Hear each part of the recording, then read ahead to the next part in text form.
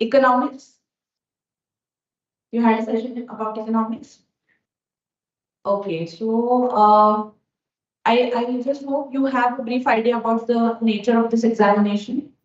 है ना, civil services के बारे में सब लोगों को पता है ऐसा मैं assume करती हूँ. Is anybody completely new to this field or this idea? कुछ भी पता नहीं है. और अगर नहीं भी पता है तो then it's okay because you're going to understand it in the upcoming sessions as well. So as it is mentioned that today's session is about the history, right? So we are going to understand about the history as a subject in the civil services.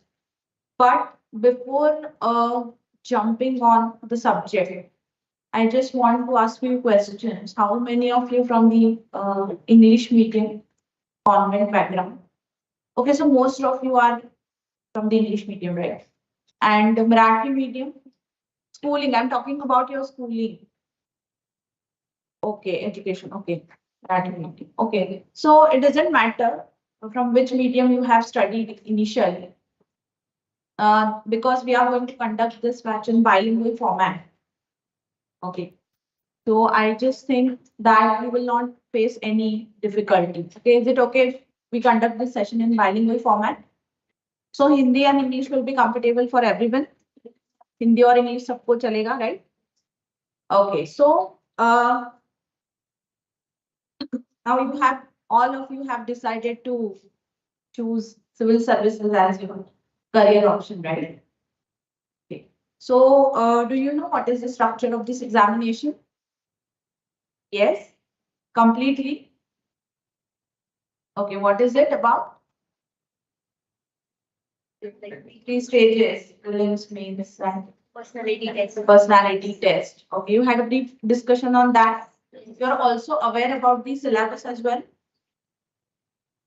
Not much? Not much. Okay. So in this session, we are going to understand basics as well as we are going to talk about the history as well. But before approaching to the history as a particular subject, we need to understand the overall nature of this examination.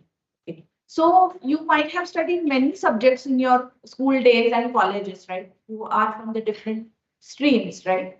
So you are having a different graduational background. Okay, UPSC ने कोई ऐसा specific graduation degree prescribe नहीं किया है कि civil servant should belong to that degree. So we can take any field, right, and attempt for this examination. Okay, but before accepting the challenge, you should understand some of the key factors associated with the challenge, right? That is the most important thing. Okay, and I think बहुत सारे students, they must be in a dilemma whether to join this batch or not, right? Or 3 years prior करना सही रहेगा या नहीं? Are you facing this dilemma, or everybody sitting over here is clear about their goal or ambition? Are you in a dilemma? Dual mind. Dilemma means dual mind, whether to do it or not to do it. कुछ लोग हैं, it's okay to have a discussion, right? I don't want to make it as a one-way thing, right? I want to communicate with you guys. Even the students watching me on the online platform, they might be thinking about the batch, whether to join it or not, right? So some of you, if majority of you are having a clear idea in your mind that you want to start the civil services preparation prior 3 years, then it's okay. But if some of you are facing this dilemma, then I'll tell you what is exactly about, because in this batch, we are going to understand everything in phased manner. Whenever a candidate start a preparation, means अगर आपको exam देना है per se 2025 में, and if you will begin your preparation in 2024, the nature of this examination will not allow you to do that. समझ में आता है कि आपने कुछ months पहले start किया, and then we'll get through this. It's not possible because the structure of this examination is very unique and different in the world. And that's why this is one of the toughest examination in the world. Now, don't be scared. Don't be scared. We don't need to scare about it. That is because lakhs of people are applying and people are clearing every year. They are getting the post. So it's not like this is impossible per se, but we need to have a planned and smart approach. We need to have planned and smart approach. So first of all, we'll try to understand why this is required. Why this prior 3 years, 2 years preparation is required. And that is through, again, the structure of the examination. So first of all, we'll focus on that. Okay, so you might have heard many times that number of stages are required, but you might not be aware that the demand of the examination is different at every level. First of all, try to understand that. So if you take example of the prelims, the requirement is different. Okay, if you take stage mains, the requirement of mains is different, and then personality test. So that stage requires a kind of a different understanding to approach that interview. So you might have seen many interviews, but civil services का जो interview होता है, that is again a different. So हर एक level पे examiner क्या judge करने वाला है, उनको क्या चाहिए, उनका क्या demand है, that is very important to understand. And for that, we want planned approach. आप ऐसे blindly जाके decide करो कि हाँ civil services करना है, चलो करते हैं. It's not like that. समझ में आ रहा है आपको? And the nature of examination will show you that how this examination is different from the other examinations. मतलब आप स्कूल के डेज में, कॉलेजेस में अलग अलग सब्जेक्ट्स पढ़ रहे हो, उनका रिक्वायरमेंट अलग है. You just give the examination and come back, right? उसका बाद में आप implementation करते हो नहीं करते हो, that is a different story. है ना? Whatever you are reading right now, whatever you are studying right now, उसका implementation आप करते हो नहीं करते हो, that is a different story. But in case of the civil services, every word described in the syllabus is again useful later on whenever you will join the services. So first of all, now let me share presentation over here.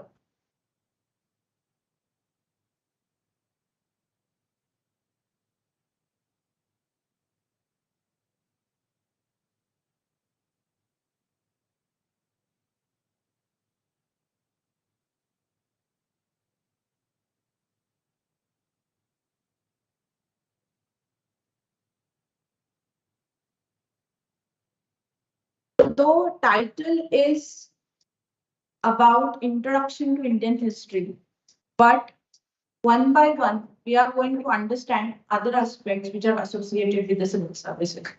So I don't want to burden you with the concepts of history on the very first day of the session. So we'll begin with the gradual, simple things.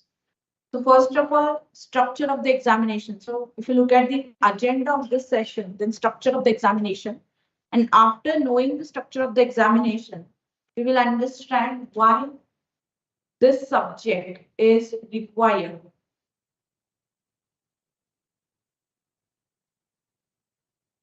For UPSC. Okay, why this subject is required. Okay, before reading subject, any subject for that matter, not particularly history, but before reading any subject, we should understand why it is prescribed in the examination. What is the relevance of this subject? Secondly, we will understand the syllabus of history given by the commission. Okay, so first of all, we'll understand the structure, entire structure of the examination. after knowing the structure, we'll understand why history we need to study for UPSC. Then we will understand the particular syllabus associated with the subject. Okay. Or we will try to understand what one should have approach to look at this subject. So what approach is required for this subject? So that is the another thing, because see, history is not a new subject to everyone, right? आपने यहाँ से पहले बहुत बार ये subject already पढ़ लिया है, but you must be having different idea in your mind at that time. So we need to understand what is required for UPSC, and then some people might be thinking that history ये past है, right? History ये सब कुछ हो गया है. So why it is required now? Okay. So overall examination के point of view से we will try to understand the relevance of past in present. So this is the idea of this session. Okay, are we clear on this? So one by one, we'll try to understand each and every point. If you look at the structure of the examination, then ये हो चुका है. This might be a quick revision for all of you, right? कि GS1, GS2 ये subjects है prelims में. So if you look at the overall structure, as you mentioned in the earliest, that examination is divided into two portions or stages. First is prelims and second is mains. And mains, again, there are further divisions. First is again written examination and the second part is interview. Now, if you look at the preliminary examination, then there is paper 1, that is general studies. So 200 marks are allotted to general studies 1. Okay. Those who are not aware of it, please try to understand this very keenly, because now onwards you need to bypass all these things. You should understand the significance of each paper. Okay. Then there is a paper 2, that is civil services aptitude test. Now this paper is qualifying in nature. So those who are having phobia of English, okay, for those candidates, we need to start from now. Language का जो preparation है, वो आपको अभी से start करना पड़ेगा. Even if candidates from the English medium background, they will come across many different words, because multiple subjects are associated with this examination. समझ में आ रहा है? आपको English language आती है, that is different. Now onwards, you need to adapt a language which is required for a particular subject. And you need to learn that language. समझ में आ रहा है? I'll tell you example. Now, whenever you will study geography, you will come across a different vocabulary and different words which are associated with the geography. Right? Different types of stones, types of mountains, earthquakes. So this is again a language of geography. English ही है, but geography subject का अपना एक अलग language है, right? Similarly, if you take example of history, history के अलग-अलग period की अलग-अलग history है. Social history, cultural history, political history. And whenever you will read that, you will again come across different words. That is language of history. Are you getting it? So ये जो अलग-अलग subjects हैं, इनकी एक अलग-अलग language है, and you need to adapt that language. You need to learn that language. और सिर्फ learn नहीं करना है. Sometimes afterwards you need to write that.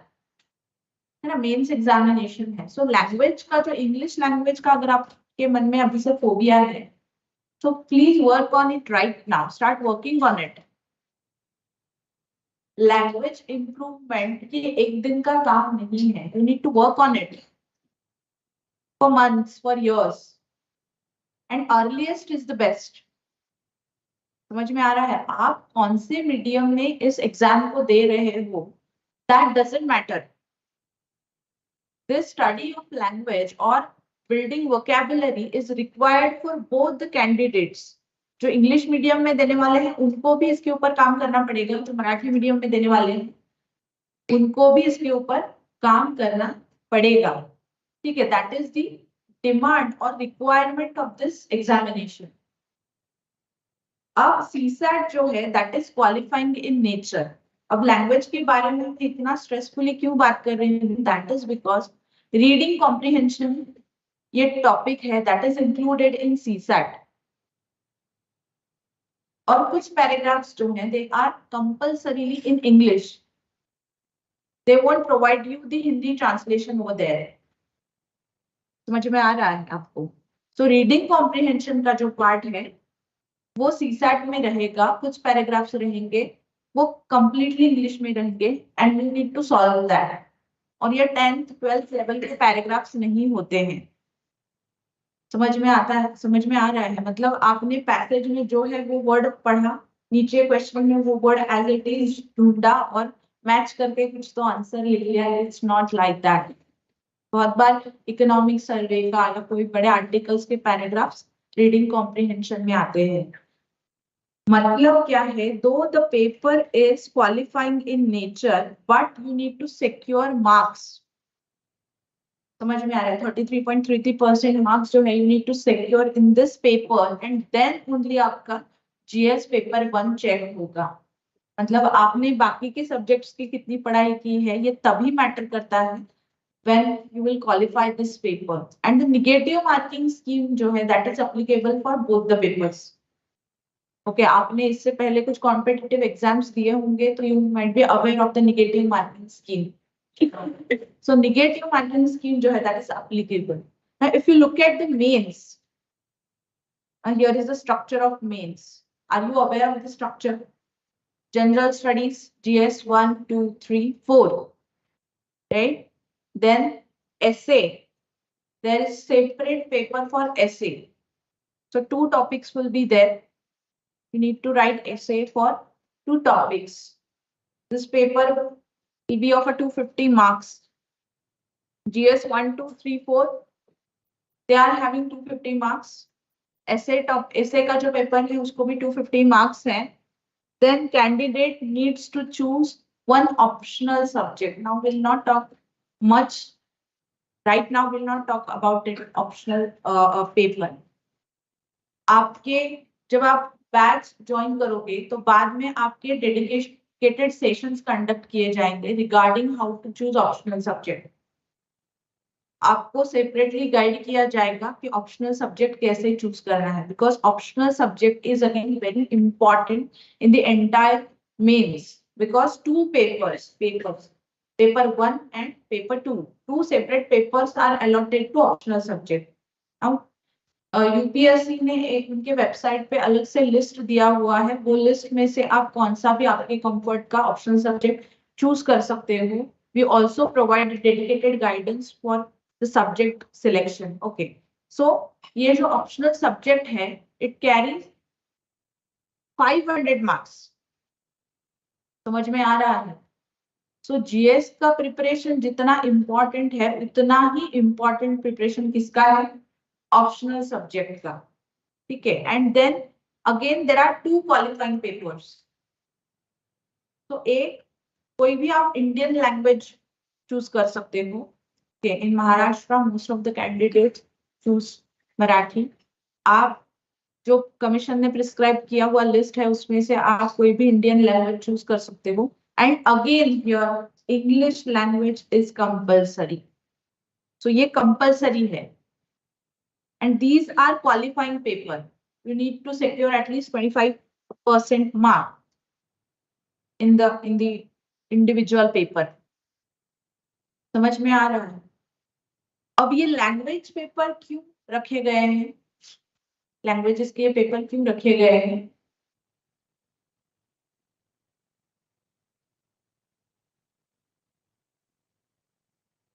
Okay okay. और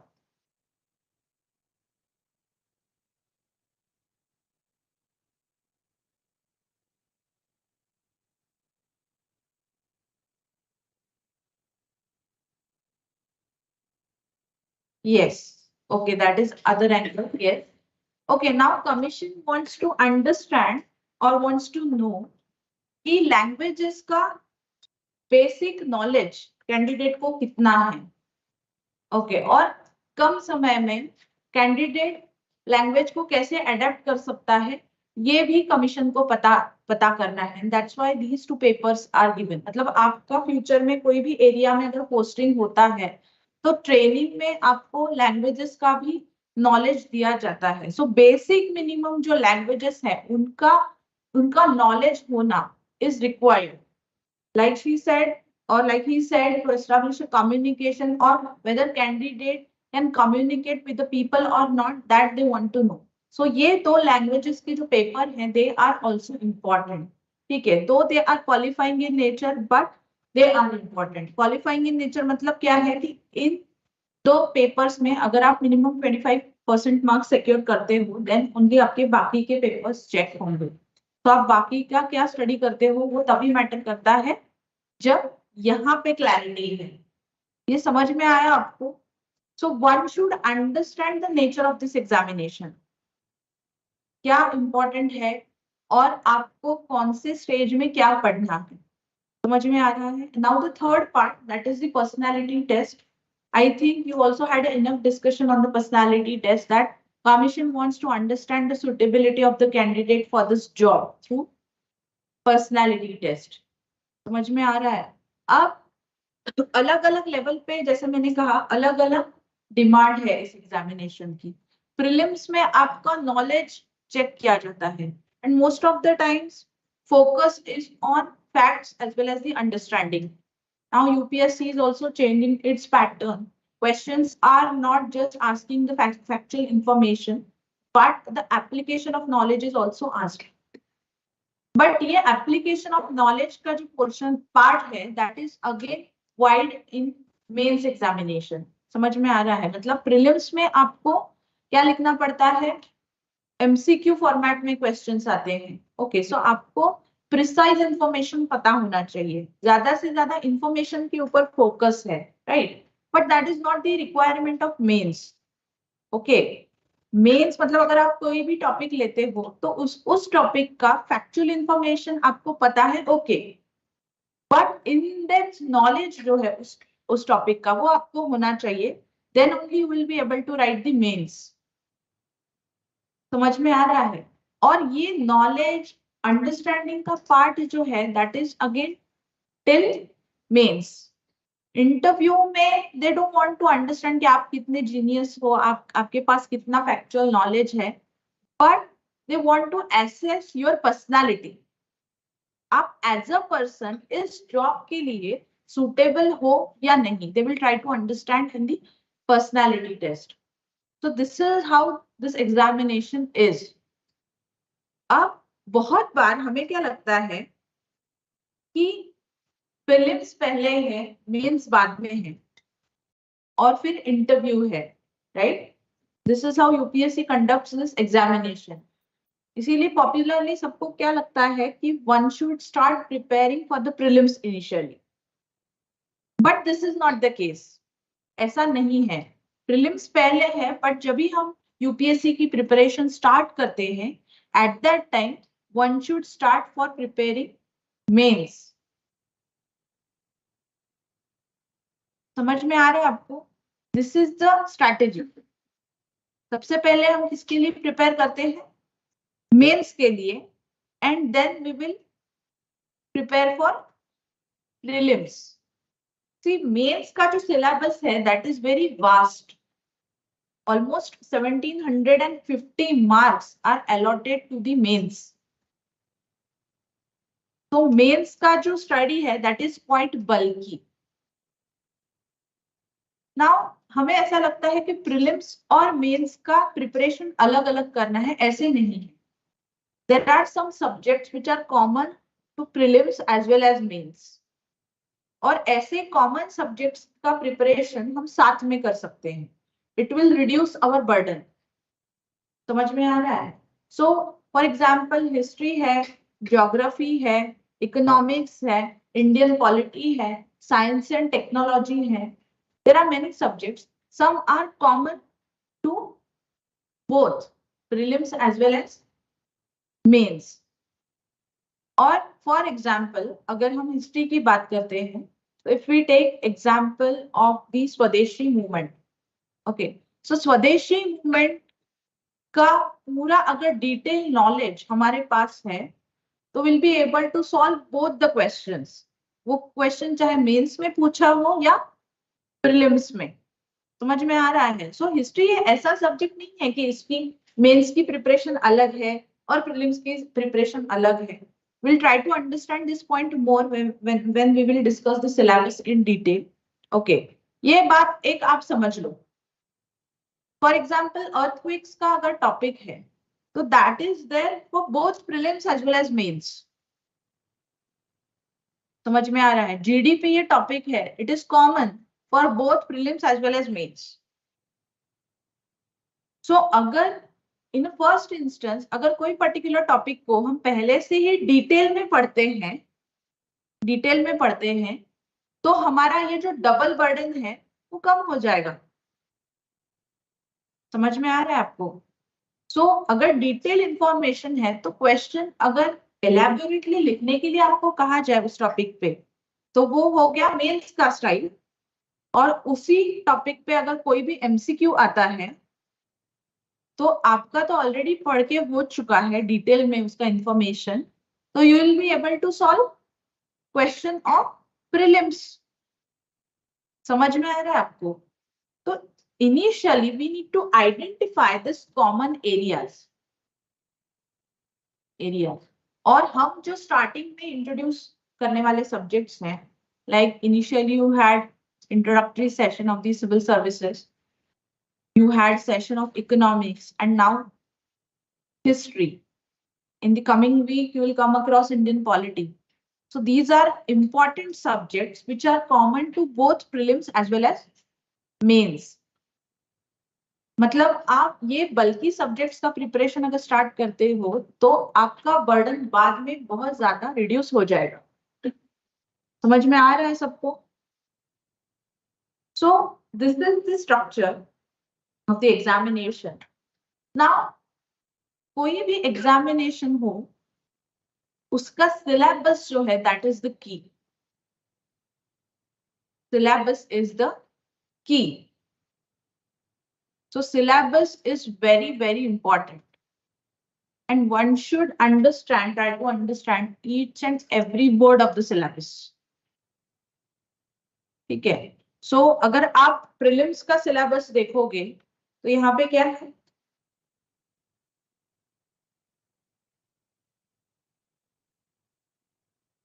current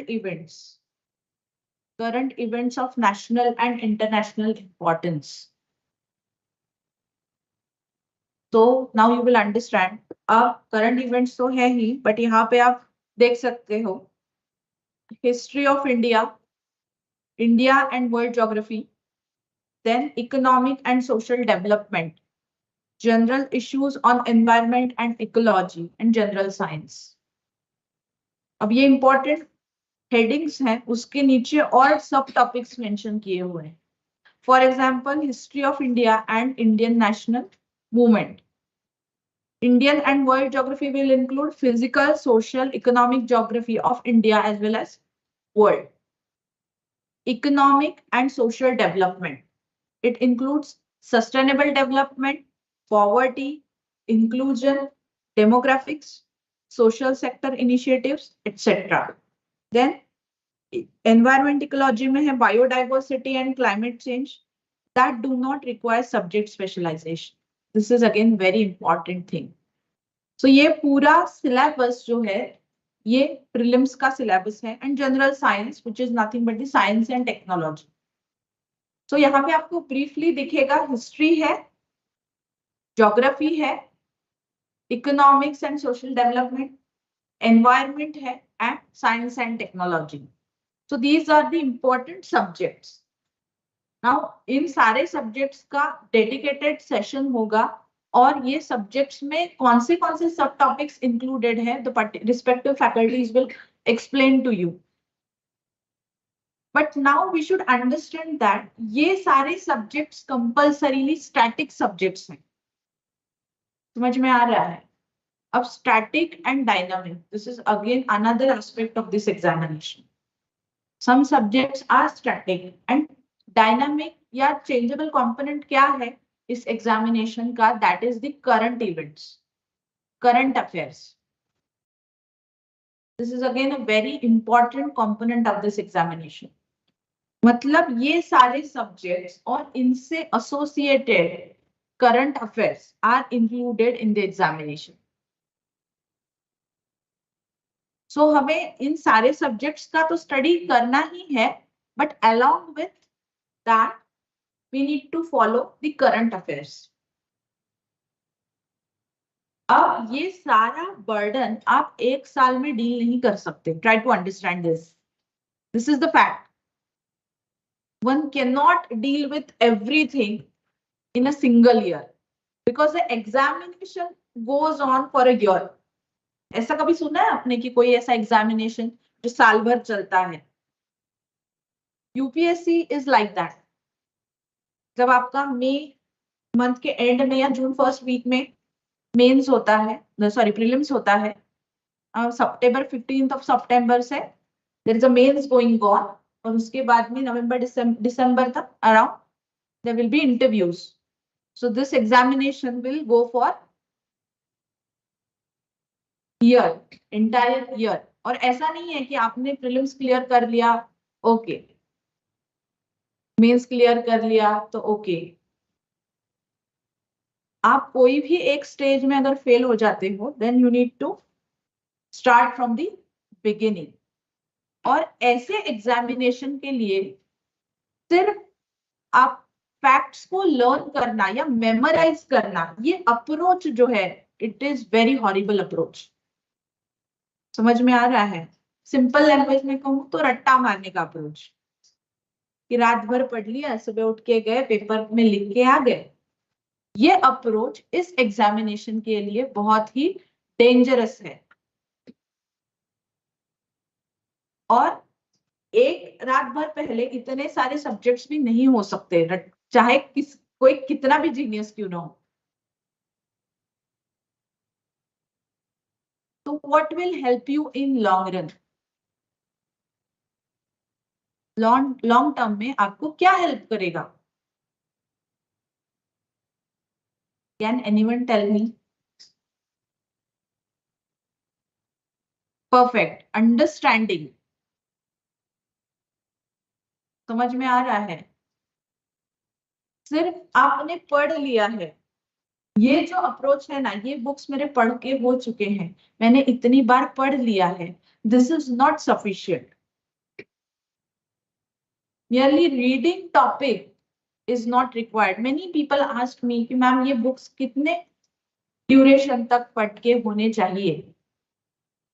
Like you might have heard that the NCRTs are very essential source to prepare for this examination in the beginning. So many candidates ask us that what should be the ideal duration for the completion of NCRT?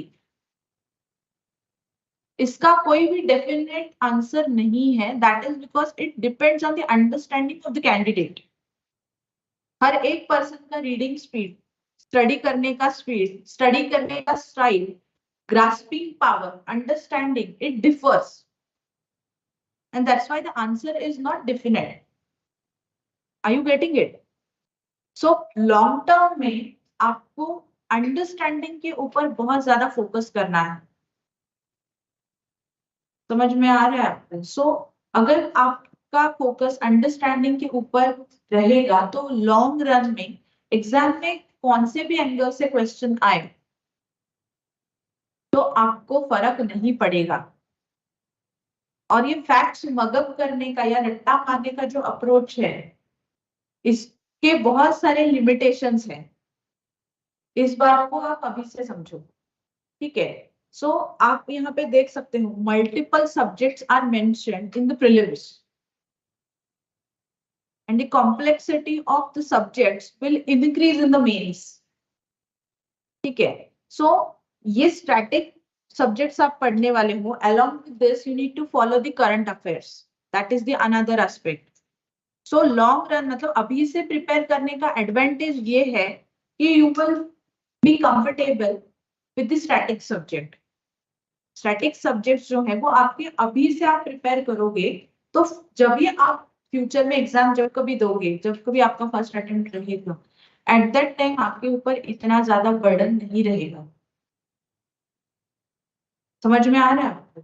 और यहाँ पे ये एक चीज भी important है कि do not required subject specialization. बहुत बार हमें कहाँ से स्टार्ट करना है वो पता होता है, बट कहाँ पे रुकना है ये पता नहीं होता है. Are you getting it? So किसी का हो सकता है कि नहीं मुझे साइंस बहुत पसंद है and I keep on reading this subject. अब ये जो अप्रोच है ये भी थोड़ा सा डेंजरस है क्योंकि it will create impact on the other subjects. तो कहाँ से स्टार्ट करना है वो जितना पता होना चाहिए, वैसे ही कहाँ पे रुकना है वो भी पता होना चाहिए. Are you getting it? So आपका किसी पर्टिकुलर सब्जेक्ट में इंटरेस्ट है, okay fair enough, understood, but उस सब्जेक्ट को कितना वेटेज है, प्रीवियसली कितने क्वेश्चंस उस सब्जेक्ट के ऊपर आ चुके हैं या कौन से एंगल से आ चुके हैं. सो ऐसा स्टडी करने से हमें पता चलता है कि कौन से सब्जेक्ट में कितने डेप्थ तक जाना है. ये सारे सब्जेक्ट का पीएचडी लेवल का understanding is not required. So that's why one should understand and define the boundaries. समझ में आ रहा है? ओके, नहीं तो फिर there is no limit because बहुत सारे सब्जेक्ट्स हैं और फिर इनको पढ़ते जाओ. It's not like that. So syllabus का अंडरस्टैंडिंग जो है that is very important. Okay, now coming back to our topic, today's topic, that about history. Okay, so यहाँ पे सिलेबस में मेंशन किया है हिस्ट्री का सिलेबस, इसीलिए हमें पढ़ना है. It is okay, this is the ultimate reason why we want to study history. But most of the candidates find history very boring, right?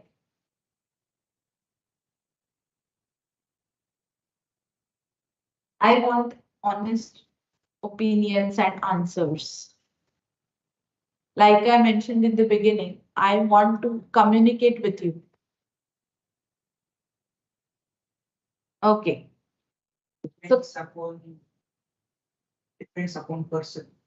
It depends on person. The history is a little bit boring. Okay. But the history of Maratha Empire is. Okay. Okay. Again, anyone else want to speak? And don't worry, you can communicate in any language in which you are comfortable. Okay. Don't hesitate to speak in the classroom. And our upcoming sessions will be also like this.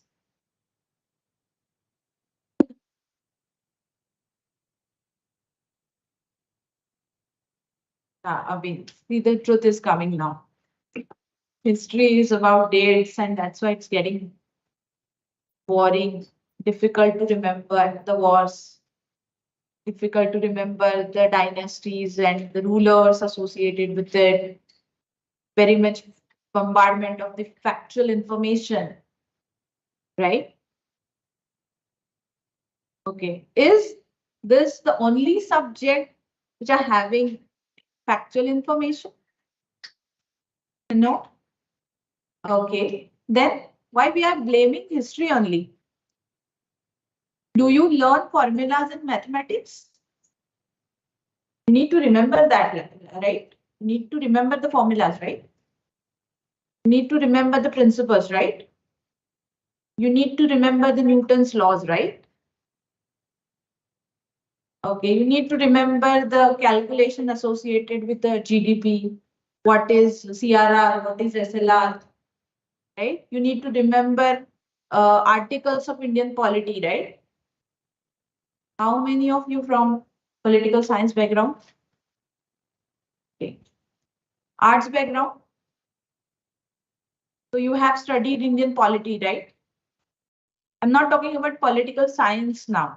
These two are different things, political science and Indian polity. Indian polity study किया है, Indian constitution कितने लोगों ने किया है?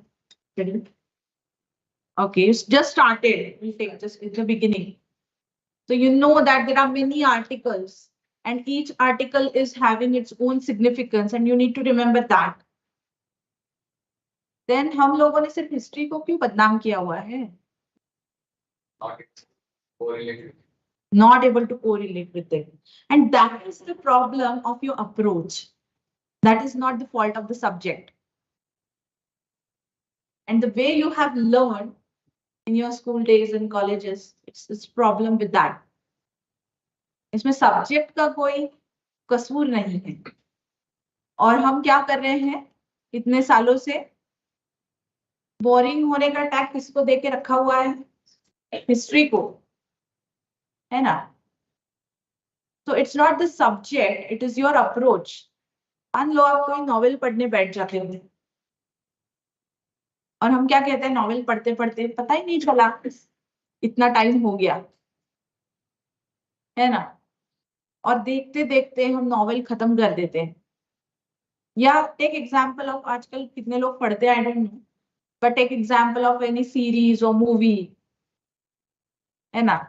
And then हमें कोई time limit नहीं रहता है, हम एपिसोड के बाद एपिसोड देखते रहते हैं. ये क्यों होता है? इंटरेस्टिंग लगता है, फर्स्ट थोड़ा सा देखने के बाद और आगे क्या होगा उसका इंटरेस्ट का है, और उस इंटरेस्ट के चक्कर में we'll keep on reading or we keep on watching that particular series, right? But interest कब आता है हमें? इंटरेस्ट कब आता है किसी भी चीज में? When you can actually correlate to it. Okay. When you have been in some situation somewhere or the other. Okay. Curiosity. Okay. The primary requirement is you understand it. You understand it, and then you will gradually develop an interest, and then you don't want to stop. So history के साथ हमें यही करना है. First of all, we need to change our approach, and then we'll try to understand the things and correlate the things. और जब हम ये correlate करेंगे, then we will develop understanding as well as interest. And then you will not find this subject boring.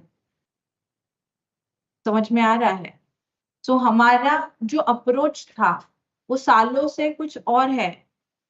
There might be many factors responsible for this approach, but we need to change that for the civil services. अब history के लिए ये approach बदलने की और ये civil services में इतना importance क्यों है, ये भी तो समझना important है. You want to become a civil servant, right? And why do you want to become civil servant? दिया होगा ना आपके लास्ट सेशंस में, आपको पूछा गया होगा ये कॉमन सवाल.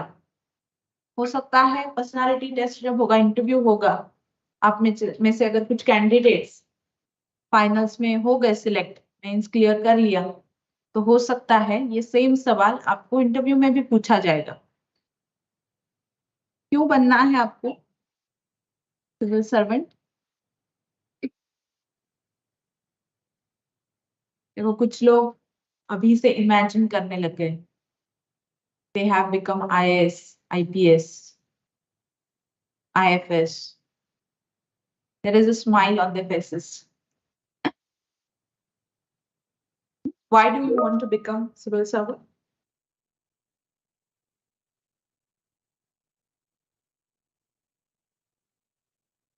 A most common answer generally I hear from student is they want to serve people. Okay. है ना? They want to serve people. Exactly what is it? you want to serve people, then what exactly it is about? See, we are going to focus on the basic things. जब हमारे basics clear होंगे तभी ये पूरा start करने में point है. आपको लग रहा होगा कि what is the relevance of this questions. I don't want कि आप साल भर सालों कोई भी चीज इसीलिए पढ़ो just because it is mention.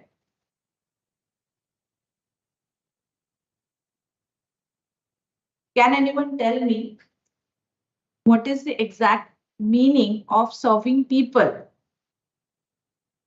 Solving their problems, right? Okay. So उस particular society के problems आपको solve करना है, and in that manner you need to serve people. Then when you will be able to solve the problems of people? When you will know the solutions? You understand it. When you will understand the problems. And Indian society के ये सारे जो problems हैं, you will understand by studying this subject. Because Indian society का evolution over the period कैसे हुआ है, this is what is given in the history subject. And that's why this subject is required for this examination. Are you getting it? For example, gender inequality. Take that issue. Women empowerment, women education, right? ये सारे जो issues हैं, इनके roots कहाँ है? History में. So one should understand. First of all, we need to understand that ये सारे problems start कैसे हुए. So by knowing that, we'll understand the question. We'll understand the problems.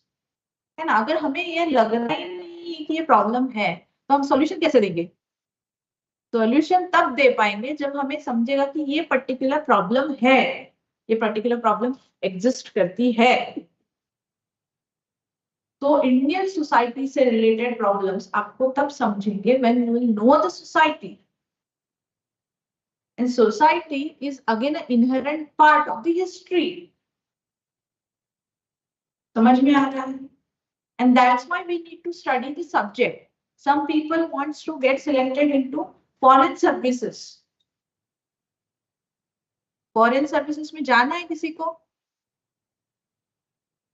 अब foreign services में अगर आपको जाना है तो in a way you are representing India outside.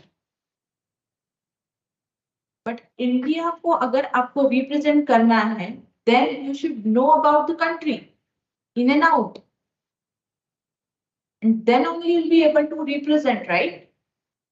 अगर आपको कुछ पता ही नहीं तो आप क्या रिप्रेजेंट करोगे? और तो प्रॉब्लम्स सॉल्व करना बहुत दूर की बात है ना? और यहाँ से आगे हमें लेवल की तरह नहीं सोचना है. We need to adapt a different approach for this examination. You'll be selected as an ambassador, right? आपको एज एम्बेसडर किसी कंट्री में भेजा गया तो आपको किसी ट्रीटीज के ऊपर डिस्कशन करना पड़ेगा, इंटरनेशनल लॉस के बारे में बात करनी पड़ेगी. तो ये सारी चीजें ओरिजिनेट कैसे हुई ये तो आपको पता होना चाहिए, राइट? तो ये सारी चीजें जो हैं इसका origin is there in history. And that's why this subject is important for the UPSC. सिर्फ marks obtain करना, that should not be the only objective. Overall purpose क्या है, ये समझना भी उतना ही important है.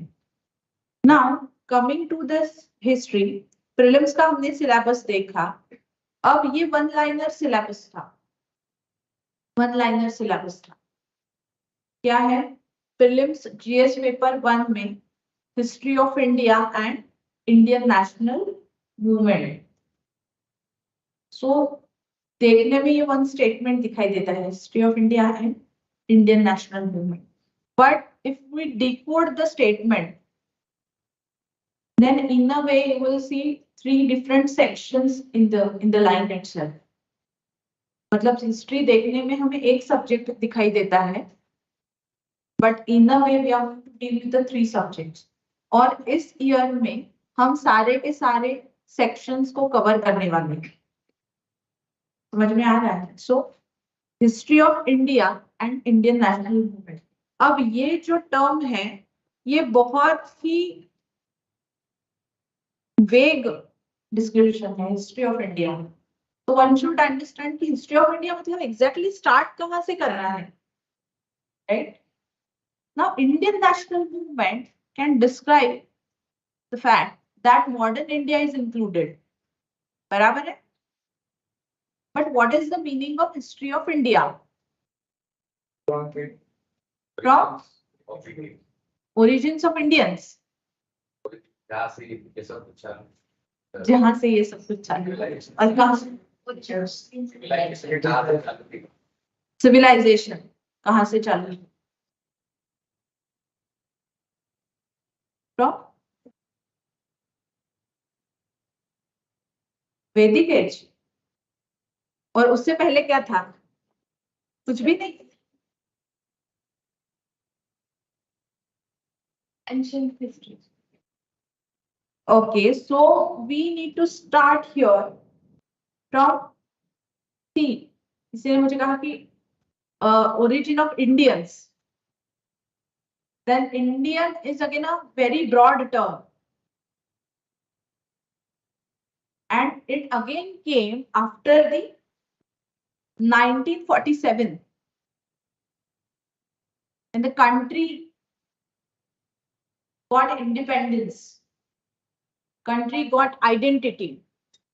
उससे पहले इंडिया या इंडिया ये आइडिया का जो ओरिजिन है वो कहाँ था, कैसे था, ये एक अगेन डिफरेंट टॉपिक हो गया. उसमें उसके बारे में हम सेशंस में बात करने वाले हैं. But history of India is a very broad term. Now someone said one should begin with Vedic age. बट उससे पहले क्या था? उससे पहले human beings were not there in India. They were Indus Valley civilization. And what was before that? Stone Age. So we need to start the topic from Stone Age. And that is nothing but the beginning of the evolution of human beings. वहां से हमें start करना पड़ेगा. Now, Stone Age broadly comes under ancient India. Then there will be medieval India. Then modern India. So the term interprets inclusion of ancient India, medieval India and modern India. So ये तीनों sections जो हैं वो हमें prelims के लिए पढ़ने पड़ेंगे. तो यहाँ पे क्या लिखा है? Decode the syllabus. This is very important. और आपको हफ्ते में कम से कम 2-3 बार क्या पढ़ना है? Syllabus. I think you got that booklet in the first day itself. Yes, it might be given to you on the first session. Syllabus. Okay, they will give you. So syllabus, and you can also go and check on the official website of the UPSC and take a print out of the syllabus. And I'm telling you कि official UPSC का जो website है वहाँ पे जो mention किया हुआ है उसी syllabus को आप follow करो. So history of India and Indian national movement, it includes ancient India, medieval India and modern India. So ये तीनों sections हमें prelims के लिए पढ़ने हैं. That is clear, right? Now, if you look at the history, the significance in main syllabus, then you might have read main syllabus briefly. Have you? If not, then please visit the website and check the syllabus once. Now here we are taking the composition of the GS1 because history का जो reference है that is in the GS1. So GS2, GS3 ये जो सारे papers हैं, for that matter GS4, ये आपको gradually introduce किए जाएंगे.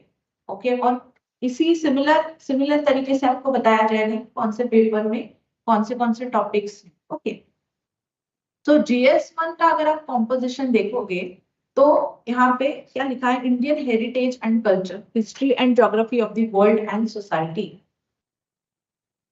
सो अगेन कुछ सेंटेंसेस में यहाँ पे सिलेबस मेंशन किया गया है, Indian heritage and culture, history and geography of the world and society. So if you look at the composition of the paper, GS paper 1, then history of Indian heritage and culture, then history, geography and society or social issues. So ये components आपको 4 different components will be there. Right. Now initially you will think that Indian heritage and culture and history, these are 2 different topics, but it's not like that. Okay, so हम जब history का study करने वाले हैं तो हम क्या करने वाले हैं, we are going to study about the human beings or the society of human beings, right? So culture जो है that is again a part and parcel of the human life. Cultural aspect animals के life में नहीं है, right? It is associated with human beings. So can we differentiate these 2 things? We cannot. समझ में आ रहा है? तो हर एक पीरियड का अपना अपना एक कल्चर है, जैसे कि just you mentioned about the Indus valley civilization, right? So Indus valley के जो लोग थे, they had their own culture, they have used different metals in their period, they wore different types of ornaments. Okay, they have constructed different structures or buildings, they were having different types of housing settlements, right? So अलग-अलग आपको, for example, many terracotta models were discovered from the Harappan settlements, right? ये क्या है? Terracotta models, ornaments, seals were discovered from the Harappan society. ये क्या है?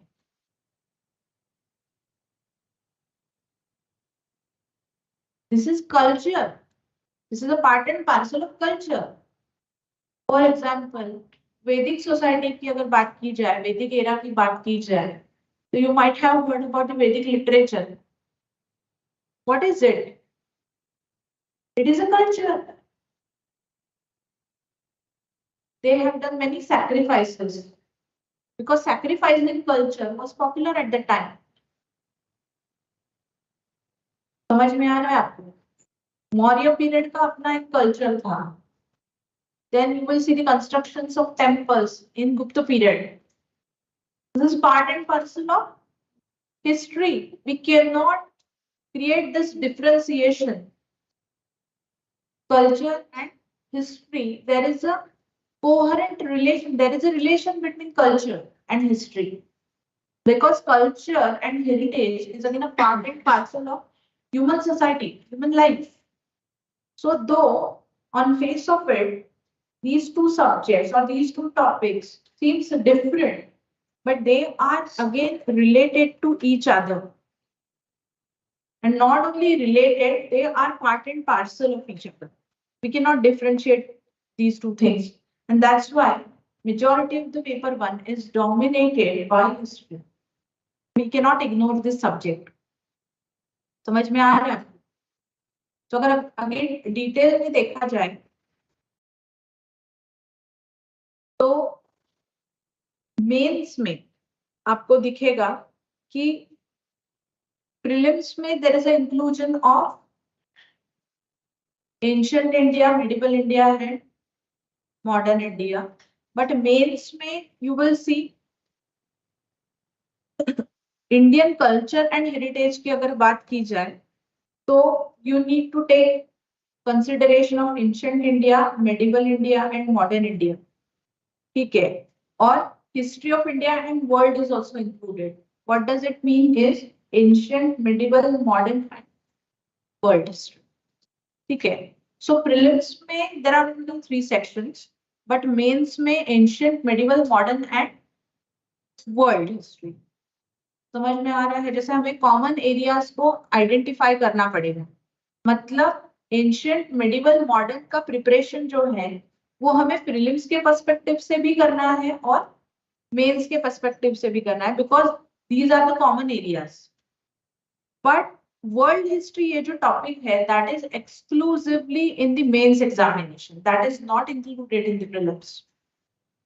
और world history भी हमें सिलेक्टिवली स्टडी करना है। समझ में आ रहा है? वर्ल्ड हिस्ट्री में पूरा ancient world, medieval world, modern world ऐसा नहीं है, फिर वो बहुत बड़ा हो जाए। सो मैंने जैसे just now I said understanding the boundaries is also important. नहीं तो वर्ल्ड दिया है, पूरा का पूरा वर्ल्ड हिस्ट्री पढ़ने लग गया, there is no point. So precisely syllabus में जो पॉइंट्स को मेंशन किया है उतना ही वर्ल्ड हिस्ट्री पढ़ना है। So this year our focus will be on ancient India, medieval India and modern India because it is for both prelims as well as mains. समझ में आ रहा है सब? What are we discussing? So again going into the details. Indian culture and heritage. Now this line is here. Indian culture will cover salient aspects of art forms, literature, architecture from ancient to modern times. This is very important. ठीक है। सो एक तो हमें क्या पढ़ना है ये पता होना चाहिए, दूसरी बात कैसे पढ़ना है ये पता होना चाहिए, और कितना पढ़ना है। अगर ये सारी चीजें हम करते हैं तो ही वो सब्जेक्ट हमें इंटरेस्टिंग लगेगा, नहीं तो फिर हम पढ़ते जाएंगे, उसका कोई एंड नहीं है, उसका कोई लॉजिक नहीं है, just we are reading it. So syllabus की अकॉर्डिंगली हमें कौन सी चीजें पढ़नी है ये देखना पड़ेगा। अब ये history sorry Indian culture and heritage में art forms, literature, architecture from ancient to modern times. अब यहाँ पे एक बात ये है कि हिस्ट्री में जो पर्टिकुलर पीरियड में जो आर्ट फॉर्म्स डेवलप हुए उस आर्ट फॉर्म्स का उसी पीरियड में डिस्कशन होगा, या पर्टिकुलर लिटरेचर का डेवलपमेंट है। फॉर एग्जांपल वैदिक literature is again a different literature. You might have heard about 4 Vedas, right? You might have heard about Shruti literature, Smriti literature or not. You might have heard. अगर नहीं भी पता है तो it's okay. We are going to discuss all these things in the session. So ये literature है. This is again a part of culture as well as history. समझ में आ रहा है? वैदिक पीरियड का लिटरेचर उसी पीरियड में हम डिस्कस करेंगे। सो कल्चर का प्रिपरेशन और हिस्ट्री का प्रिपरेशन हमारा साथ में होने वाला है। Though it is separately mentioned in the syllabus, we are going to study it together for the understanding purpose. समझ में आ रहा है? मतलब मुगल पीरियड का जो लिटरेचर है वो उसी पीरियड में डिस्कस किया जाए, ठीक है? मौर्य पीरियड के आर्ट फॉर्म्स है उसी पीरियड में, उसी पर्टिकुलर एरा में डिस्कशन होगा। साइमल्टेनियसली हम हिस्ट्री भी कवर कर रहे हैं और कल्चर का पार्ट भी कवर कर रहे हैं। या जैसे कहा गया आर्ट फॉर्म्स मतलब क्या है? डांस है, डांस फॉर्म्स, म्यूजिक्स है, ओके, ड्राइंग, पेंटिंग, ये सारे आर्ट फॉर्म्स हैं। लिटरेचर में भी टाइप्स हैं, वो डिटेल में हम और अच्छे से देखेंगे। आर्किटेक्चर में भी स्कल्पचर है, ठीक है, टेम्पल कंस्ट्रक्शन है, स्तूप कंस्ट्रक्शन है, ऐसे different different types of architecture है। अब ये आर्किटेक्चर का बर्थ समझने के लिए उसकी हिस्ट्री जो है वो समझना पड़ेगी। मतलब क्या है? For example many Buddhist stupas were later on constructed in Maurya period, post Maurya period and Gupta period onwards as well. So ये स्तूप कंस्ट्रक्शन, बुद्धिस्ट स्तूप कंस्ट्रक्शन समझने के लिए सबसे पहले हमें क्या समझना पड़ेगा?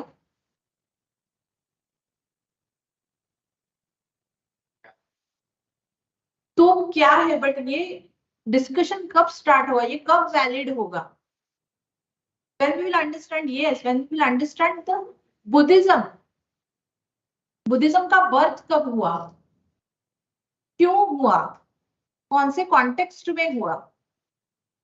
जैसे कि बाद में जैन टेम्पल्स को कंस्ट्रक्ट किया गया, उसके लिए हमें क्या देखना पड़ेगा? जैनिज्म का ओरिजिन देखना पड़ेगा। गुप्त पीरियड में हमें हिंदू टेम्पल्स दिखाई देते हैं।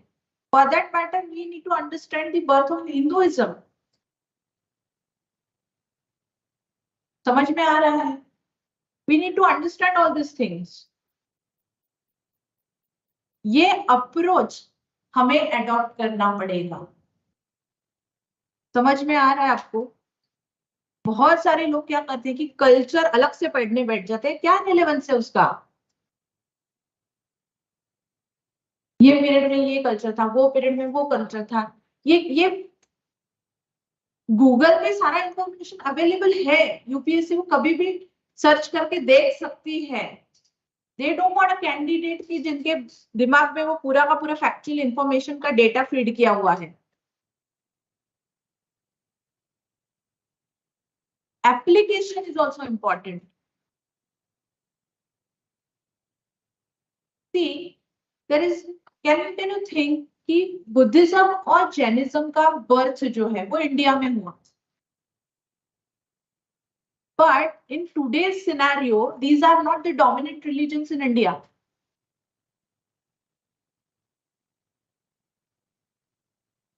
Can we think like that? ये critical thinking जो है ना, this is required.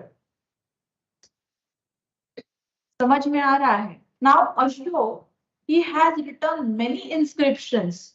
Rock inscriptions के बारे में आपने पढ़ा होगा या सुना होगा या देखा होगा किसी ने। शिलालेख ज्याला आपण म्हणतो अशोकनी, Ashok was the first ruler in India who communicated with his subjects through inscriptions. ये आइडिया अशोक को कहां से आया?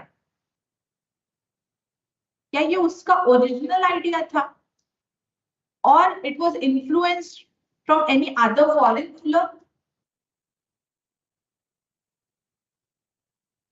ये सारे जो सवाल के आंसर्स है ना, we are going to find all this answers in the upcoming sessions.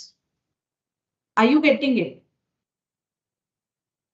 सो ये this is nothing but the study of history. So can you think at almost in 3000 BC, people were having town planning for their housing settlements. I'm talking about Indus Valley civilization. उनके अपने drainage systems थे, उनके cities बहुत बहुत carefully plan किए गए थे।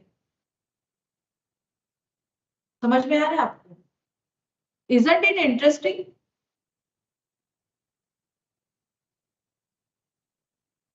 They had advanced mercantile economy. Trade was having importance in the society. These people were not nomads. Nomads म्हणजे काय? भटके. These people were not tribal people. So these people were having a comparatively advanced lifestyle. Their contemporaries as compared to the people living around at that time. Neolithic people, Calcolithic people, ये सारे terms बहुत सारे students को नए हो सकते हैं, but just don't worry about it. We are going to study everything in our sessions. तो ये समझ में आ रहा है आपको? तो ये सारी चीजें जो है ये हमें फाइंड आउट करनी है कि व्हाट वाज इट। और अगर इंडस वैली सिविलाइजेशन के टाइम पे अगर हम इतने एडवांस्ड लेवल पे थे, तो what happened? And then in वैदिक era people were again nomads and people were pastoral. What was the reason behind it? समझ में आ रहा है आपको? So ये सारी चीजें जो है ना, we are going to understand this process of history, this process of human evolution. See, history is the most logical subject. It's not only about mugging up the facts. Human beings का evolution कैसे हुआ इसको हमें study करना है और ये process भी स्टडी करना पड़ेगा। सी मेरे हाथ में ये जो पेन है इससे हम लिख सकते हैं लैपटॉप के ऊपर, राइट? बट ये टेक्नोलॉजी इन्वेंट होने से पहले बहुत सारे फेजेस थे, है ना। हमारे इनिशियली हमारे पास स्लेट था, इससे पहले भी क्या था, human beings they used to write on the walls with the help of any plant juice और कुछ भी लीव्स का जूस लेके दे यूज्ड टू राइट, और स्टोन से कुछ लिखते थे या पेंट करते थे। एंड देन इवोल्यूशन होते होते होते होते we are using this interface.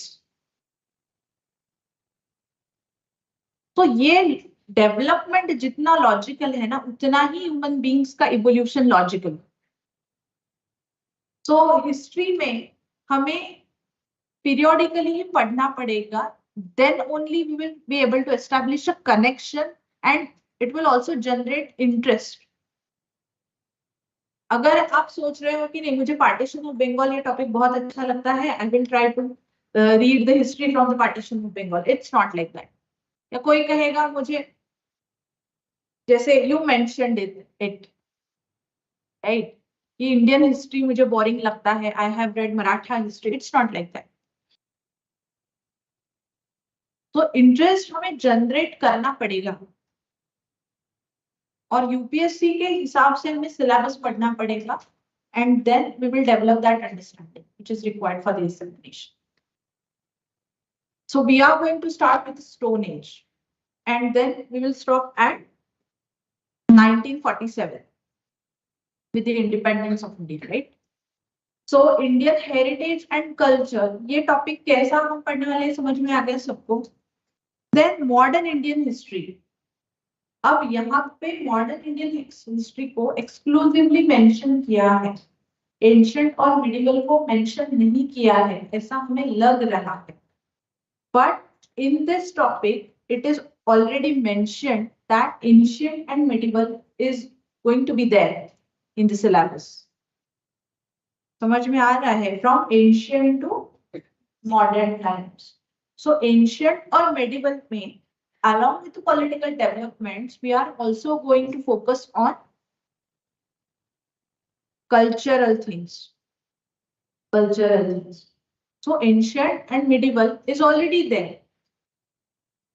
Modern exclusively mention किया है, ancient और medieval उस तरीके से mention नहीं किया है, but it is there. और ancient और medieval मतलब कौन से topics, ये हम हमारा जो कमिंग सेशन रहेगा उसमें we are going to discuss the overall outline of the syllabus. मतलब एंशिएंट इंडिया में कौन से टॉपिक्स हैं, मेडिवल में कौन से टॉपिक्स हम यूपीएससी के लिए पढ़ने वाले हैं, एंड मॉडर्न के लिए हम कौन से टॉपिक्स पढ़ने वाले हैं। ये डेडिकेटेड सेशन हम लेने वाले हैं। समझ में आ रहा है, मतलब इनोवेट ट्रेलर। तो स्टार्टिंग में पूरा हम पिक्चर देखेंगे स्टोन एज से लेके 1947 तक का। अब मॉडर्न इंडिया अगर देखा जाए तो modern Indian history from about the middle of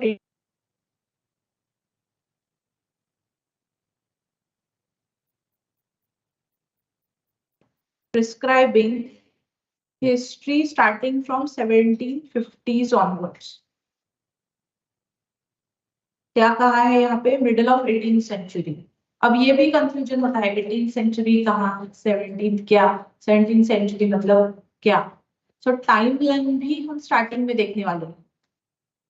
बहुत बार आपके दिमाग में बीसीई एसीई का कंफ्यूजन होता है, कहाँ से स्टार्ट होता है, क्या है कॉमन एरा, क्या है ये समझ में नहीं आता है, एडी का यूज बीसी का यूज, इसमें भी कंफ्यूजन होता है। So we are going to begin with the time line. ठीक है, एसी मतलब क्या, बीसी मतलब क्या, ये सारी चीजें, और लिखते वक्त इन सारी चीजों को कैसे लिखना है। अब कभी कभी हमें एग्जैक्ट ईयर्स पता नहीं होते हैं कि कौन सी चीज कब हुई। हिस्ट्री में some things are not clear, क्योंकि कब एग्जैक्टली फाइल का यूज ह्यूमन बीइंग ने कब स्टार्ट किया था, ये आपको कोई टाइम और डेट निकल के नहीं दे सकता, कोई स्टॉप वॉच लेके नहीं बैठा था, right. So some of the things were again not clear, factually clear नहीं है, and at that time we use the probable annotations. So ये सारी चीजों का यूज लिखते वक्त कैसे करना है ये भी आपको बताया जाएगा, ठीक है। So personalities and issues, मतलब 1750s onwards till present significant events, मतलब हिस्ट्री में जो सिग्निफिकेंट इवेंट्स हैं हिस्ट्री के, फॉर एग्जांपल रिवोल्ट ऑफ 1857 है, establishment of Indian National Congress है, पार्टीशन ऑफ बंगाल है, स्वदेशी मूवमेंट है, क्विट इंडिया मूवमेंट है, नॉन कॉपरेशन मूवमेंट है, ये इंडियन हिस्ट्री के सिग्निफिकेंट इवेंट्स हैं, ठीक है। उनसे related personalities and then Indian society के जो इश्यूज हैं they are asked, right. So I just hope आपको इस स्टेटमेंट का मीनिंग समझ में आया है। सो 1750s ऑनवर्ड्स, अब इसका मतलब इसके पहले का हिस्ट्री नहीं है ऐसा नहीं है, समझ में आ रहा है। एंशिएंट और मेडिवल भी आपको पढ़ना है, और ये पूरे कन्विक्शन के साथ में क्यों बोल रही हूँ, that is because questions are asked. तो नेक्स्ट आपका लेवल, मतलब नेक्स्ट इसमें हमारा डिस्कशन प्रीवियस ईयर क्वेश्चंस के ऊपर भी रहेगा, so that you will understand कि आपको एग्जैक्टली एग्जाम के लिए पढ़ना क्या है। सो मैं ये नहीं कहूंगी कि सिर्फ मैं बोल रही हूँ इसलिए आप मानो और ये पढ़ो, ठीक है। We need to analyse it through the previous year questions as well. We need to understand कि प्रीवियसली कौन से टाइप्स के क्वेश्चंस आ चुके हैं, किस तरीके के टॉपिक्स पे क्वेश्चंस आ चुके हैं। Then freedom struggle, its various stages and important contributors and contributions from the different parts of the country. Just now I mentioned different movements, right? So freedom struggle जो है उसमें कितने contributors थे, and that too from the different countries, उनके different area parts of the country, उनके ideas क्या थे। For example, India का जो freedom struggle है उसमें we have n number of personalities, और उनके अपने डिफरेंट आइडियाज थे, उनका अपना अलग से कंट्रीब्यूशन था, राइट। इंडियन नेशनल मूवमेंट जो है या इंडिया का जो फ्रीडम स्ट्रगल है, that is not dominated by any single person और a strategy. We have variety of personalities, freedom fighters with having their own ideas, ideologies, right? For example, you might have heard about the moderates, मवालवादी, है ना, extremist, जहाल मतवादी, right? Gandhians, then revolutionaries are also there. Okay, so ये सारे जो personalities हैं, freedom fighters हैं, और उनकी आइडियाज जो हैं, उनका कंट्रीब्यूशन इंडिया के फ्रीडम स्ट्रगल में है, ये हमें पढ़ना है। And till 1947, till the independence. Now you will see post independent India is also there. So immediately after gaining independence, India faced numerous challenges. British rule खत्म हो गया, सारे problems खत्म हो गए. It was not like that. In fact, the real problem began when they left India. कि इतनी diverse country को we were facing many issues. Poverty का issue, illiteracy का issue, ठीक है. So अलग अलग economic issues. So अलग अलग level पे एक newborn country अलग अलग इश्यूज को फेस कर रही थी, ठीक है। We were suddenly expose to the world. So इतने सारे इश्यूज को हमने कैसे डील किया, will try to understand this in post independent India. So post independence consolidation and reorganisation within the country, मतलब क्या है, इतनी बड़ी जो कंट्री है उसका consolidation. So we are having a variety of people with a different culture, tradition, different ideas. We cannot describe our culture or tradition in single line, right? So in India, बहुत ज़्यादा diversity है, and we are known for this diversity. Our unity is in diversity. So इतने diverse population को एक साथ रखना, और सिर्फ रखना नहीं, उस पीरियड के जो अपने इश्यूज थे उनको सॉल्व करना was a very challenging task at that time. See आज के डेट से मत सोचो, we are really living very comfortable life, but उस पीरियड में we were facing range of issue, internal issues as well as external pressures. समझ में आ रहा है? आज चंद्रयान 3, आदित्य L1, ये सारी चीजें इतना डेवलपमेंट हम देख रहे हैं इंडिया में, इतना सक्सेस हम देख रहे हैं, बट जब ये सब स्टार्ट हुआ था, it was not at all simple. ये सारे इंस्टीट्यूशंस जब स्टार्ट हुए थे, कितना डिफिकल्टीज आए थे। We were not developed, even हम आज भी डेवलपिंग स्टेज में, नॉट डेवलप्ड कंट्री। तो ये सारे challenges we need to understand in the post independence India. So newly born country को कंसोलिडेट करने के लिए क्या चैलेंजेस थे, and reorganisation within the country मतलब क्या है। ये जो आज हम स्टेट्स, यूनियन टेरिटरीज देख रहे हैं, इनको कैसे क्या ऑर्गेनाइज किया, कौन से बेसिस पे ऑर्गेनाइज किया, कौन से प्रिंसिपल्स यूज करके ये स्टेट्स को बनाया गया, right. Initially Gujarat and Maharashtra was a one state, फिर ये बाइफर्केशन क्यों हुआ, कैसे हुआ, कौन से बेसिस पे हुआ, ये सारा जो पास्ट है it is there in post independence. अब वर्ल्ड हिस्ट्री का सिलेबस जो है that is not mentioned, it is not deliberately mentioned because you are going to study that subject in the second year. और उसमें भी जैसे मैंने कहा कि सारा वर्ल्ड हिस्ट्री नहीं पढ़ना है। एनलाइटनमेंट से आगे इंडस्ट्रियल रिवोल्यूशंस का जो पार्ट है, then world war 1, world war 2, colonisation का पार्ट, डीकोलोनाइजेशन का पार्ट, ऐसे स्पेसिफिक टॉपिक्स दिए हुए हैं यूपीएससी के सिलेबस में। उतने सिलेक्टेड टॉपिक्स को ही आपको पढ़ना है। तो पूरा का पूरा वर्ल्ड हिस्ट्री का बर्डन लेने की बिल्कुल भी जरूरत नहीं है, but ancient, medieval and modern ये आपको थरली पढ़नी पड़ेगी। Are you getting it? So I just hope you're having a clarity as far as history is concerned. So for prelims, you'll be having ancient, medieval, and modern, and for the mains, there will be ancient, medieval, modern, post-independence ka history and world history. So this is the syllabus. Then, if you analyze previous year questions and the importance or the relevance of this subject, then almost 15 to 20 questions will be there in the prelims for the UPSC. समझ में आ रहा है? 15 to 20 questions UPSC में, prelims में, GS में रहेंगे. So almost it will carry 2 marks a question, मतलब 30 to 40 marks. और आप इसको इस सब्जेक्ट को अभी से प्रिपेयर करते हो तो लॉन्ग रन में आपका बहुत ज्यादा बर्डन रिड्यूस हो जाएगा, because it is a static subject. Maximum portion जो है वो स्टैटिक सब्जेक्ट है।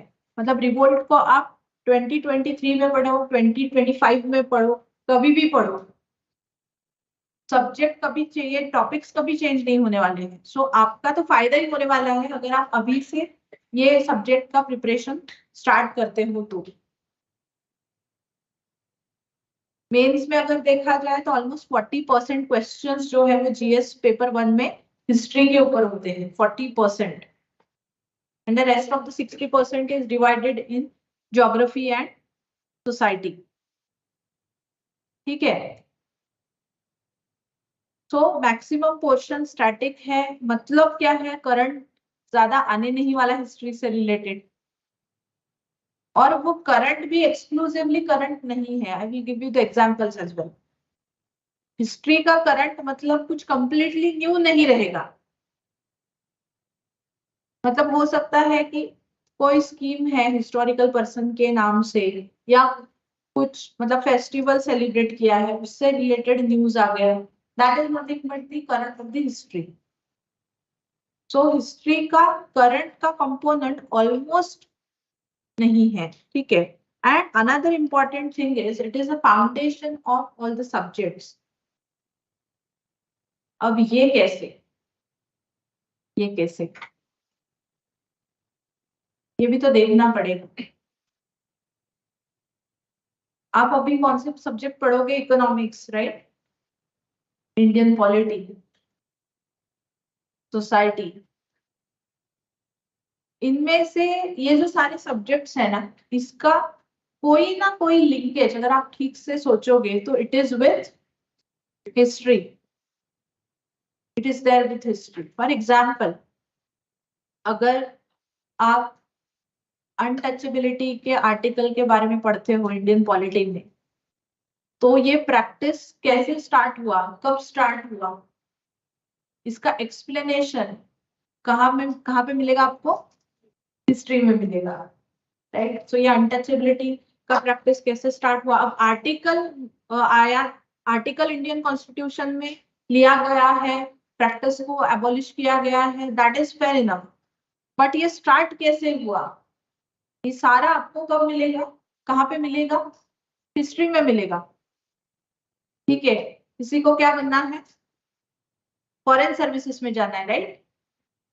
सो डिप्लोमेसी का कॉन्सेप्ट होता है, diplomats, you might have heard this term, diplomat. Now diplomat का जॉब क्या होता है या डिप्लोमेसी क्या होती है, ये टॉपिक आप कहाँ पे पढ़ोगे डिप्लोमेसी का? इंटरनेशनल रिलेशंस में। अब इंटरनेशनल रिलेशंस क्या होते हैं, क्यों होते हैं, या नेशनल इंटरेस्ट क्या होता है, उसकी जरूरत क्या होती है, ये सारे टॉपिक्स आपको तब समझेंगे when you will understand world history. समझ में आ रहा है? सो इन अ वे ये सारे जो सब्जेक्ट्स हैं they are connected to history. India का जो इकोनॉमिक मॉडल है वो ओवर द पीरियड कैसे चेंज हुआ, उसकी भी एक हिस्ट्री है। It is again associated with the subject. समझ में आ रहा है? And it again derived from the colonial policies. Colonial times में हमारी इकोनॉमी अलग थी, मिडिवल पीरियड में we were having different economic model, ancient times में अलग था, और फिर आज की डेट में we are again following different format. इसका को रिलेशन हिस्ट्री के साथ है। तो please try to understand the importance of this subject. कौन सा रूलर था, वो कौन से डायनेस्टी का था, उसका कैपिटल कहाँ था, उसके किसके साथ वॉर्स हुए थे, उस वॉर में कौन हारा कौन जीता, that is very much typical approach and this is not required. मतलब ये तो याद रखना है, I am not neglecting this fact, but you need to go beyond this factual information।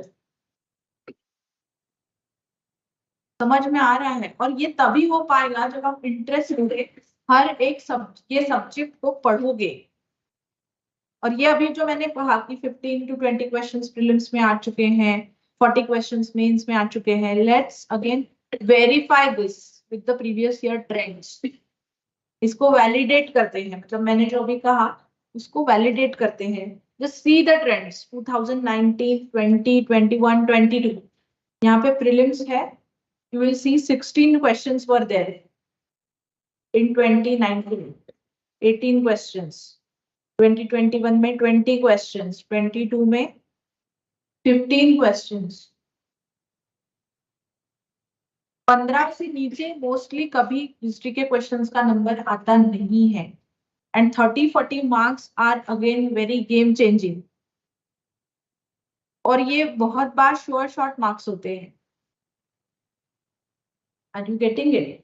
अब मेंस में अगर आप देखोगे तो 6 to 7 क्वेश्चंस, मतलब 75 क्वेश्चंस, 75 मार्क्स, तो 250 में से 75 मार्क्स।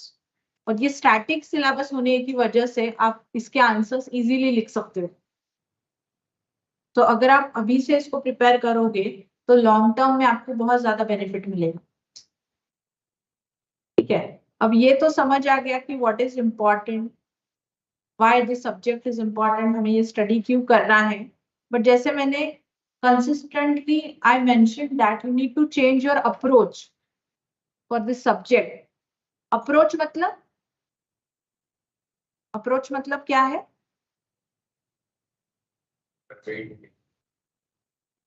मराठीमध्ये आपण काय म्हणू त्याला? दृष्टिकोन, नजरिया, है ना। अगर हम नजरिया बदलते हैं तो फिर दुनिया को देखने का नजरिया पूरा बदल जाता है, राइट।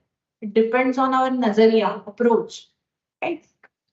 सो यहाँ पे ये समझना बहुत इंपॉर्टेंट है कि हम हिस्ट्री का स्टडी करने वाले हैं, मतलब क्या स्टडी करने वाले हैं, क्या स्टडी करने वाले हैं।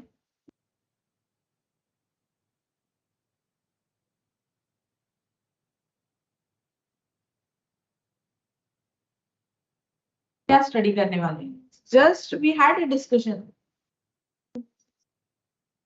Now it is mentioned on a board, human society. So we are going to understand the evolution of human beings. और human beings का अगर evolution देखना है, तो it is associated with various aspects. See, human life के बहुत सारे angles हैं. Human life के बहुत सारे angles हैं. कौन से angles हैं? पॉपुलर में कहा जाए तो एक हमारा क्या होता है, पर्सनल लाइफ, है ना, हम क्या कहते हैं, पर्सनल लाइफ. और दूसरा क्या होता है, सोशल लाइफ. सोशल लाइफ किसी ने आई थिंक कहा प्रोफेशनल लाइफ, है ना. अब social life, professional life and personal life. और see you can give the answers. अब प्रोफेशनल लाइफ मतलब हम जहां पे काम करते हैं वहां की लाइफ. मतलब अब काम करते हैं मतलब that is the source of our earning, income. Can we call it as a economic aspect of our life. अब सोशल लाइफ मतलब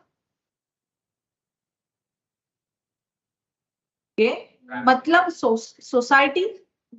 Human beings cannot live in isolation. We always live in a society. Social life मतलब अब society से related जो हमारा life है. अब personal life मतलब is it completely personal? No. अब हमारा पर्सनल लाइफ मतलब कौन सा life, family life, right, family life. Now family is again a part and parcel of society, है ना.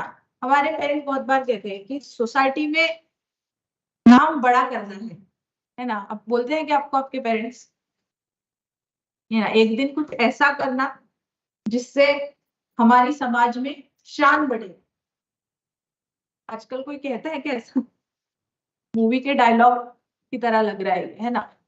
बहुत बार ऐसे मूवीज में वगैरह डायलॉग दिखाते कि ऐसा कुछ करना बेटा जिससे हमारी शान बढ़े समाज में, है ना. So personal life is again not completely personal because we are again abided by the social laws. अब ये सोसाइटी जो है उसके भी कुछ रूल्स एंड रेगुलेशंस होते हैं, राइट. अब उसको गवर्न करने के लिए there must be some authority. Now we are living in a civilised society, right. Civilised society में अगेन सोसाइटी को गवर्न करने के लिए there should be some governing authority. Governing authority, and this is nothing but the political aspect of the society. I'm not talking about the politics.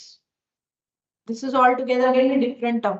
Polity is different, politics is different. Polity is nothing but the governing structure. Like we are governed by the Indian Constitution. And then we have elaborate administrative machinery. See, now things are not restricted to personal or social. We are going beyond that. So we started with personal thing, then social. The society is governed by some political structure. Then that polity is again having some administrative structure.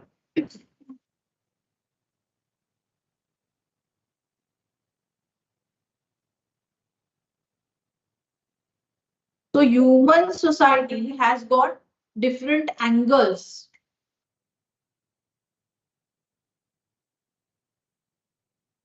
So हमने क्या कहा कि economic aspect is also there. तो survival के लिए हर एक इंसान कुछ ना कुछ ऑक्यूपेशन प्रैक्टिस करता है. So economic aspect is also there. अब जब जैसे इंसान थोड़ा सेटल्ड होता है ना. फॉर एग्जाम्पल अगर आपके हाथ में सरप्लस मनी आता है, अभी आप स्टूडेंट फेज में हो, अगर आप में से किसी को पॉकेट मनी मिलता होगा तो आपके महीने के पैसे, अगर आपके मंथ एंड में ज्यादा पैसे होते हैं आपके पास, तो what will you do generally? हाँ क्या? इतना भी मतलब मुझे आइडियलिस्टिक आंसर नहीं चाहिए, सेव करते हैं ओके। Buy something. हाँ, buy something, so you sometime buy new clothes, I think किसी ने कहा हम पार्टी करते हैं है ना, खाना पीना, मूवीज के ऊपर स्पेंड करना, this is again a cultural aspect of your life. कोई मूवीज देखेगा, कोई गान, कोई लोग म्यूजिक सुनेंगे, कुछ लोगों का अगर कुछ शौक है, पेंटिंग करने का शौक है, तो that person will spend on that. किसी को एक एक्स्ट्रा करिकुलर कुछ रीडिंग का शौक है, तो वो मतलब पढ़ाई के अलावा कुछ इंटरेस्टिंग बुक्स खरीदने के ऊपर कोई स्पेंड करेगा, है ना। तो this is nothing but the cultural aspect of your life. So in a way हम हिस्ट्री में ह्यूमन बीइंग्स के बारे में ही पढ़ने वाले हैं, but we are going to study that life through these different aspects. मतलब क्या है? Cultural aspect, political aspect, administrative aspect, social aspect and economic aspect.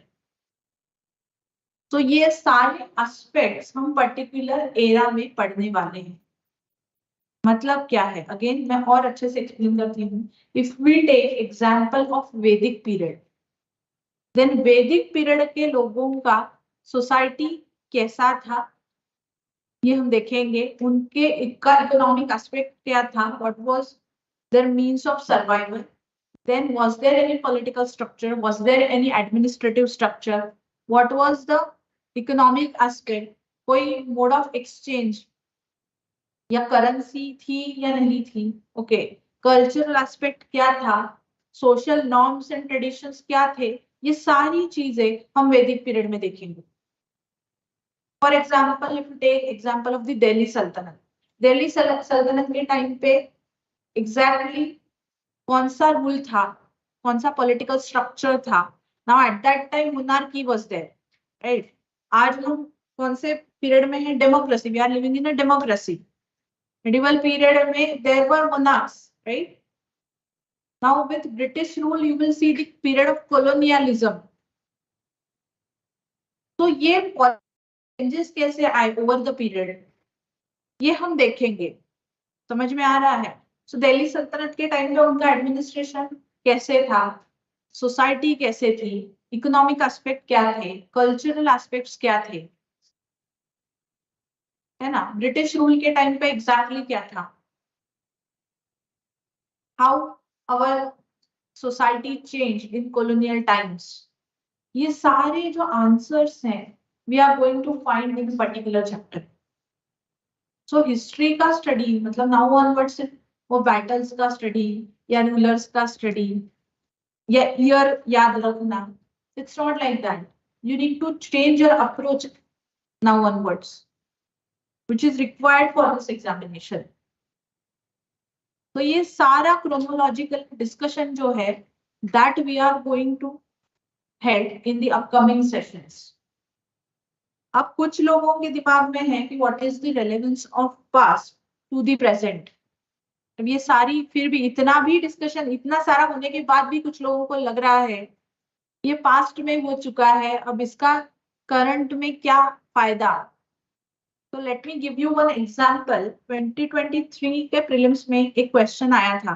अब यहाँ पे क्वेश्चन और उसका आंसर इंपॉर्टेंट नहीं है and I am not even expecting कि आपको ये पता होना चाहिए, बट जो लोग सोच रहे हैं कि पास्ट की बातों का प्रेजेंट में क्या रेलेवेंस है, तो अगर आपको यूपीएससी करना है, यूपीएससी के लिए प्रिपेयर करना है, तो आपको ये करना ही पड़ेगा, ठीक है।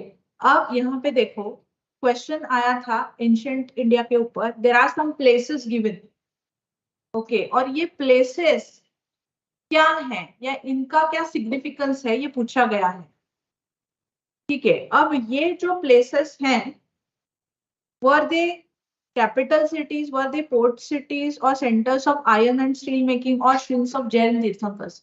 अब ये सारे टर्म्स आपको न्यू रहेंगे, बट यहाँ पे क्या है, ये प्लेसेस दिए गए हैं.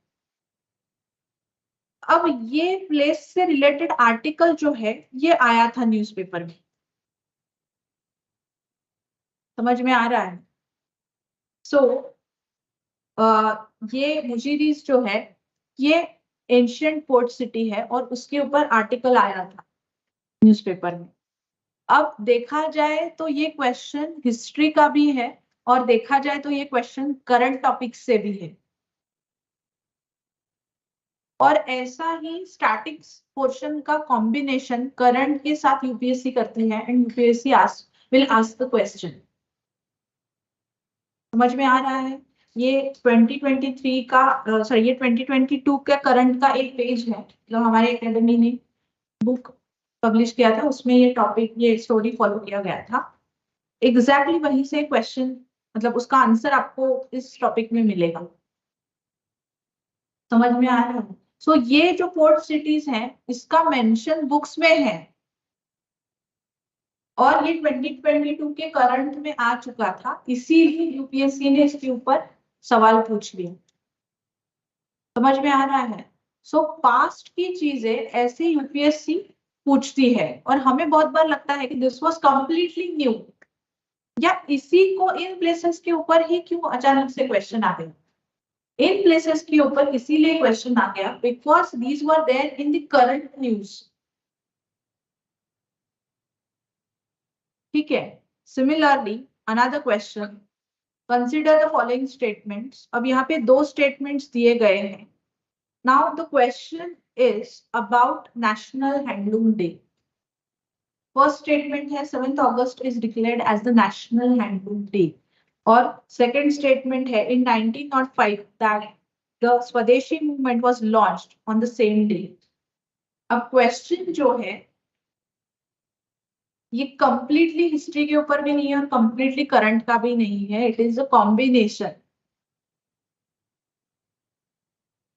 ठीक है. स्वदेशी मूवमेंट से रिलेटेड भी क्वेश्चन है और नेशनल हैंडलूम डे से भी क्वेश्चन है. सो यूपीएससी ने क्या किया है यहाँ पे, कॉम्बिनेशन किया है and you need to identify whether the statements are correct और इनकरेक्ट और is there any relationship between the both. ठीक है. सो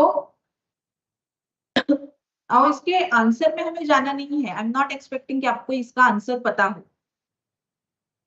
समझ में आ रहा है? अब ये हैंडलूम डे से रिलेटेड जो स्टोरी है या न्यूज है ये 2022 में आ गया था, जुलाई अगस्त मंथ में कुछ. इसीलिए यूपीएससी ने 2023 के प्रीलिम्स में ये क्वेश्चन पूछा. Now both the statements are correct.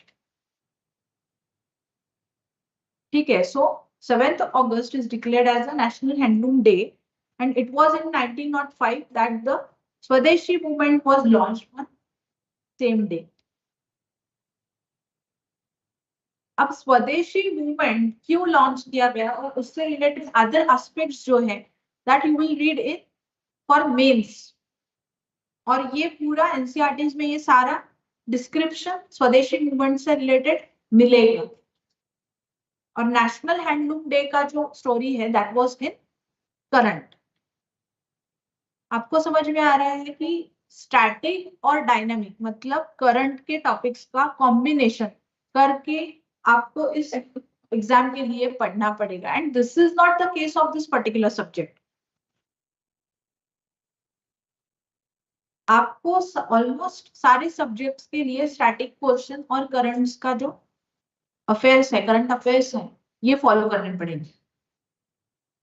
समझ में आ रहा है? With this note, we'll stop here. If you are having any doubt, you can directly ask to me. Thank you. Thank you so much.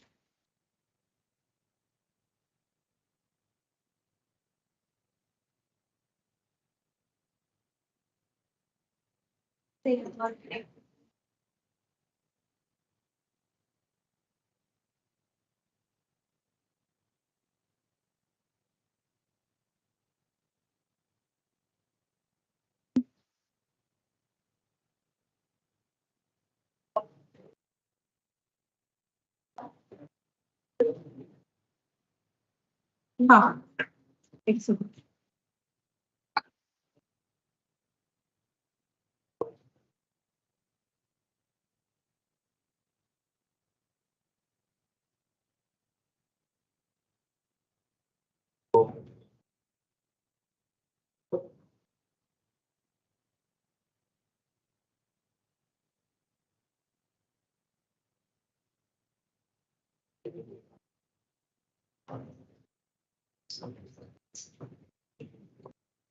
हाँ.